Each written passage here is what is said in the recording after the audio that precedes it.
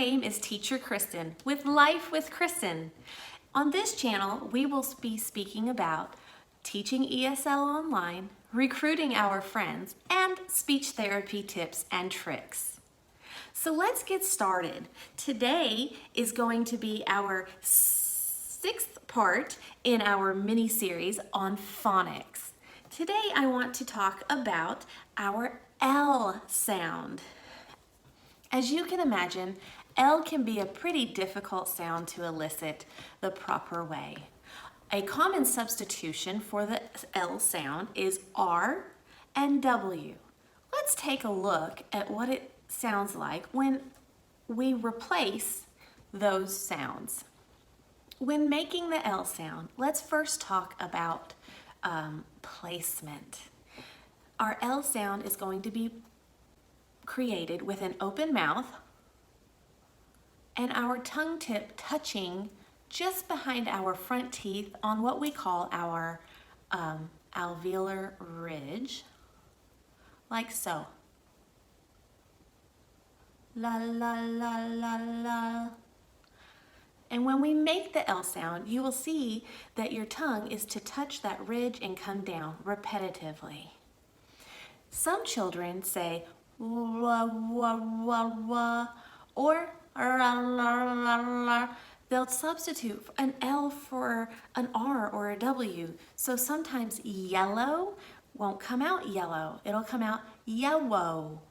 Or in the instance of a R being the replacement for an L, instead of saying lake, they may say rake or wake. So it's all about the tongue placement for our L sound. Now, our L sound, I like to refer to it as the la la la la, our singing sound, because let's face it, some kids when they first start singing say la la la la la.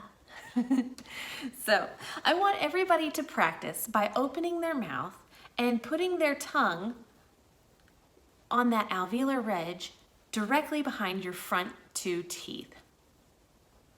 Now, hold it there for just a minute and get a good feel for it. If you have a student that struggles to get their tongue up, it could be because of a number of things. They could have a short frenum underneath, which we would call a tongue tie. They could just not have good muscle tone in their tongue to be able to get it to reach there.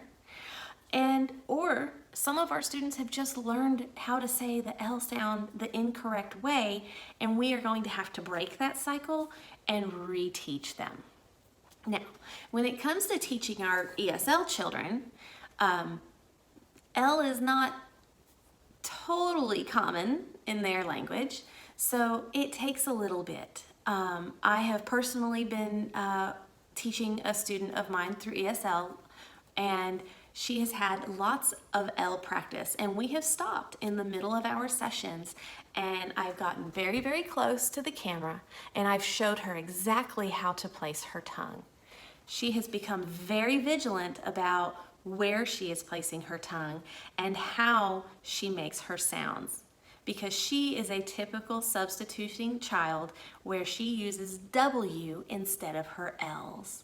So like in today's lesson with her, she was trying to say the word pill, but it was coming out pill, pill. So we had to not only work on the I sound, but we had to work on the L sound. She eventually got it and we moved on, and it was fantastic. But to keep that going and for them not to get frustrated, I would only suggest having them repeat the word maybe once, twice, no more than 3 times. That way they don't get overly frustrated and they don't shut down on you. So that is all I have for our L sound, our singing sound. La la la la. Don't mind my singing.